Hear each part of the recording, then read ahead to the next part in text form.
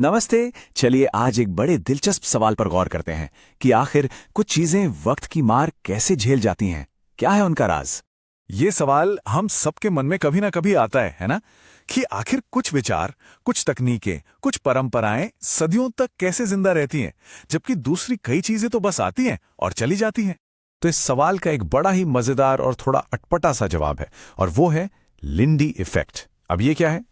सीधे सीधे कहें तो ये थियरी बताती है कि जो चीजें खत्म नहीं होती, जैसे कोई किताब या कोई आइडिया, उनकी आगे की जिंदगी इस बात पर निर्भर करती है कि वो आज कितनी पुरानी है। मतलब जो चीज जितनी ज्यादा पुरानी है, उसके और ज्यादा टिकने के चांस उतने ही ज्यादा हैं। और इस आइडिया की कहानी भी बड़ी मजेदार है। इसकी शुरुआत हुई 1964 में न्यूयॉर्क के एक रेस्टोरेंट से। जी हां, फिर 1982 में एक महान गणितज्ञ बेनोइट मेंडलेब्रॉट ने इसे एक प्रॉपर थ्योरी का रूप दिया। और आजकल नसीम निकोलस तालिब जैसे बड़े लेखक इसी आइडिया का इस्तेमाल टेक्नोलॉजी और दूसरे बड़े विचारों को समझने के लिए कर रहे हैं। इसको समझने का सबसे अच्छा तरीका है हमारी अपनी उम्र से इसकी तुलना करना। देखिए, हम इंसानों के लिए क्या होता है, हर गुजरता साल हमारी बची हुई जिंदगी को कम करता है ना?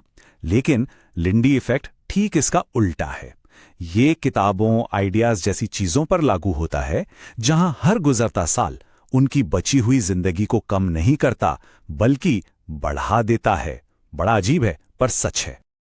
और इसके उदाहरण हमारे चारों तरफ हैं। सोचिए, हजारों साल पुरानी किताब होमर की द ओडिसी आज भी पढ़ी जाती है, या फिर स्कूल में पढ़ा हुआ पाइथागोरस थ्योरम, वो भी हजारों साल पुराना है।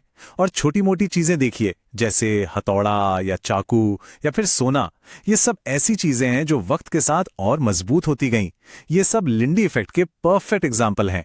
ठीक है, तो ये थ्योरी सुनने में तो अच्छी लगती है, लेकिन क्या ये सिर्फ किताबी बातें हैं, या फिर क्या ये सिद्धांत हमें आज की असली दुनिया की मुश्किलों को समझने में भी मदद कर सकता है?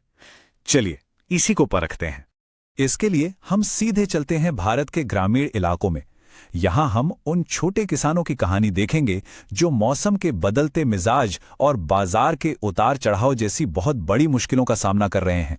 तो यहां सबसे बड़ा सवाल यह है कि जब किसी की पूरी कमाई ही मौसम के भरोसे हो, जो आजकल इतना अनप्रिडिक्टेबल हो गया है, तो वो किसान अपनी आमदनी को स्थिर कैसे रखें, कैसे अपना घर चलाएं?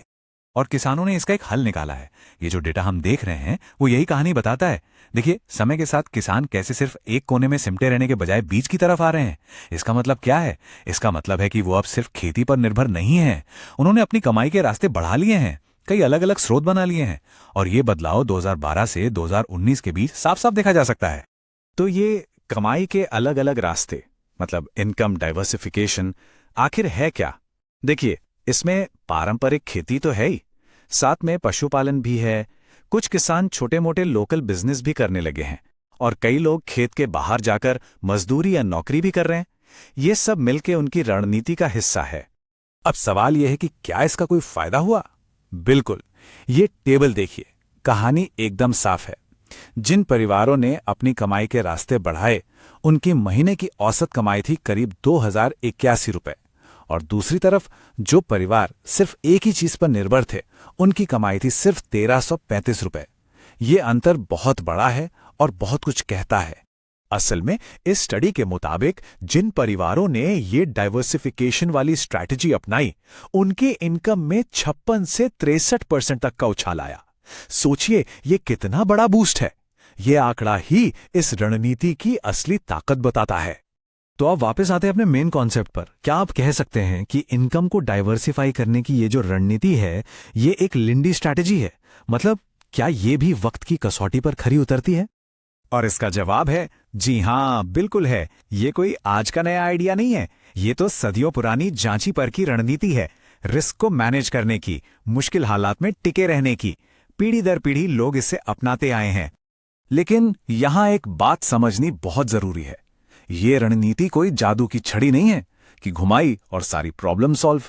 स्टडी ये भी बताती है कि हां, इससे मदद तो मिलती है, लेकिन जब मौसम की बहुत ज्यादा मार पड़ती है तो इसके फायदे भी कमजोर पड़ जाते हैं।